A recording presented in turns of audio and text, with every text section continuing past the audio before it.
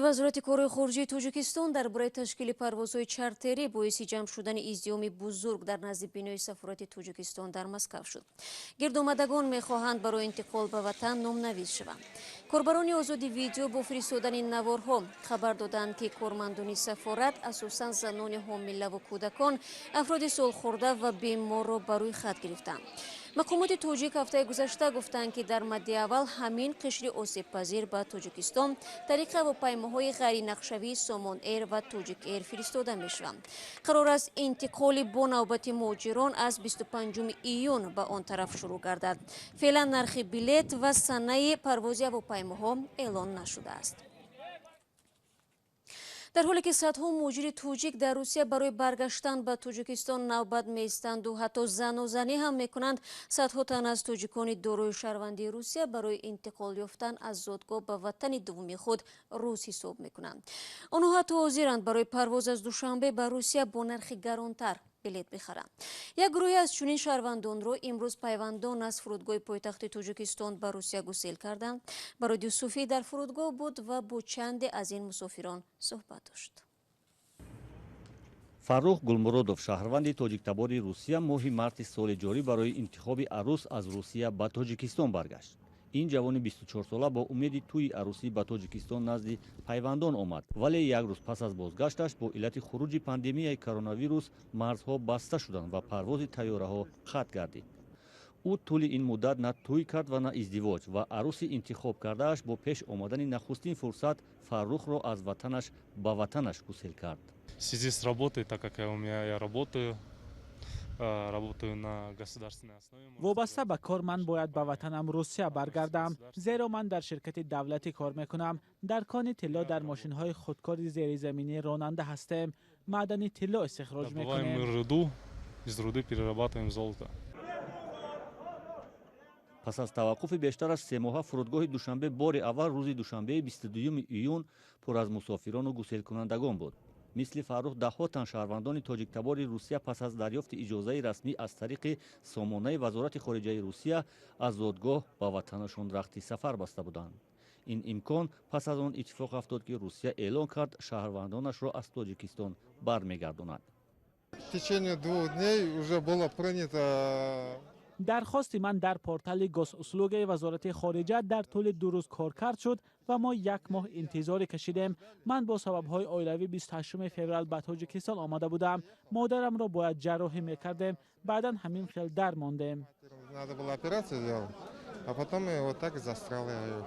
тақрибан 90% мусофирони шаҳрванди Русия дар фурудгоҳи Душанбе зодагони Тоҷикистон буданд, ки бо як парвози чартерӣ ба ватанашон Русия бармегаштанд. онҳо мегӯянд чиптаи тайёраро 2 баробар гаронтар аз парвозҳои маъмулӣ хариданд. теъдоди зиёди дигар шаҳрвандони тоҷиктабори Русия низ иҷозаи бозгашт аз Тоҷикистон ба ватанашонро дарёфт карданд ва мунтазири дарёфти чипта барои парвозҳои баъдӣ ҳастанд. ман чанд бор талоши баргаштан ба Русияро кардам, аммо марзҳо баста ва парвозҳо набуданд. баъдан 20 июн дархост пешниҳод кардем ва моро ба рейси 1 июли Душанбе Москав номнавис карданд. охири ҳафтаи гузашта вазорати корҳои хориҷии Тоҷикистон низ эълон кард ки сар аз 25 июн шаҳрвандонашро аз Русия ба Тоҷикистон бармегардонад. дар ин парвозҳо қабл аз ҳама ба қишрҳои осебпазири шаҳрвандон, пеш аз ҳама беморон, занон бо кӯдакони хурдсол, пиронсолон, донишҷӯён ва нафарони ҳамроҳ, инчунин шахсоне ки бинобар сафари хидматӣ дар Русия дармондаанд, бартарӣ дода мешавад.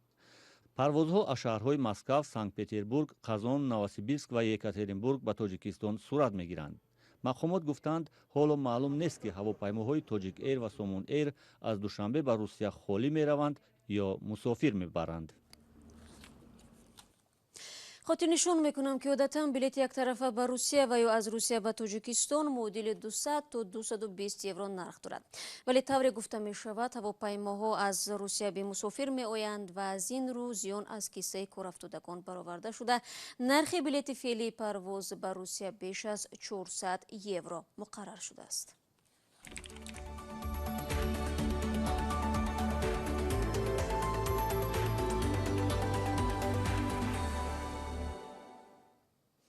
شما برنامه خبری رادیو آزادی رو تماشا دارید. آخر هفته گذشته در خوجند جشن عروسی عهد کرونا ویروسی نو برگزار شد. به فرق از مراسم پیشینه، عروس و داماد و پیوندانشان با نقاب طبی به توی خانه آمدند. طبق امور رسمی همه ساله در تاجیکستان حدود 80,000 مورد ازدواج ساکنان ثبت می شود. پس از آنکه استاد جمهوری مقابله با کووید 19 در تاجیکستان بعضی محدودیت‌های وابسته به بیماری همگی را بیکار کرد، جفتی که حالا درباره‌شان میگوییم از نخستین شده توی خود را برگزار نمودند.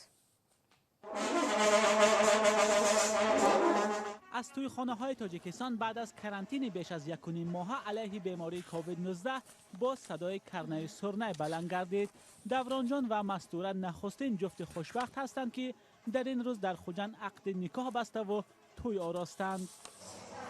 لحظه های خاطرمان داماد و عروس نیکبخت دوران جان و مستوره خان است که هر یک ما و شمایان در این شام نیک دیده و دیدار یکدیگر رسیدیم.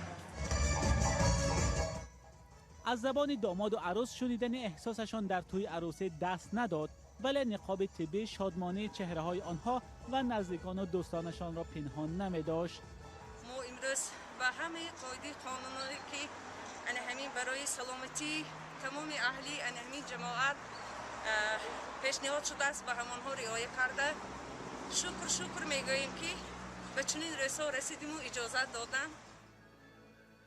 پیوندان شه و عروس امیدوارند که تا تولد نخست فرزند این جفت جوان بیماری کووید 19 از میان می رود و نسل‌های نو سالم و بردم کلان می شوند.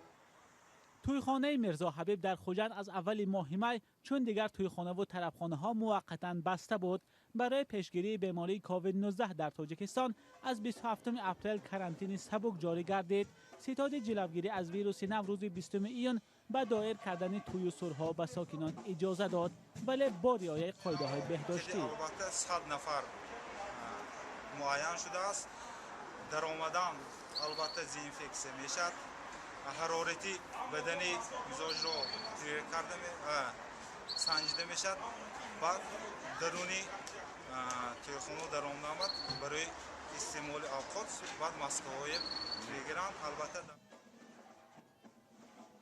چندین خانواده دیگر هم برای گذراندن توی عروسی فرزندان خود در توی خانه درخواست دادند. برخی هم پره پایان یافتن دوره کرانتین و به نقاب و به محدودیت ها برپا کردن توی خود را منتظرند. اما در خاطر مستوره و دوران جان از توی ازدواجشان از دوره کووید 19 با نقاب در تخت نشستند در یاد خواهد ماند.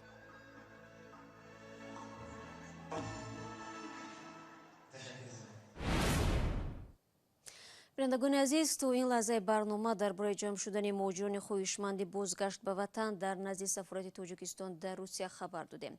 در عین زمان از گسیل تاجیکان دارای شهروندی روسیه از دوشنبه به وطن دومشان گزارش داشتیم و از معرکه عروسی در عهد کرونا ویروس گفتیم که در خوجند برگزار شد. حالا توجه کنید به یک اعلان و بعد آن برنامه را ادامه خواهیم داد. با ما بمانید.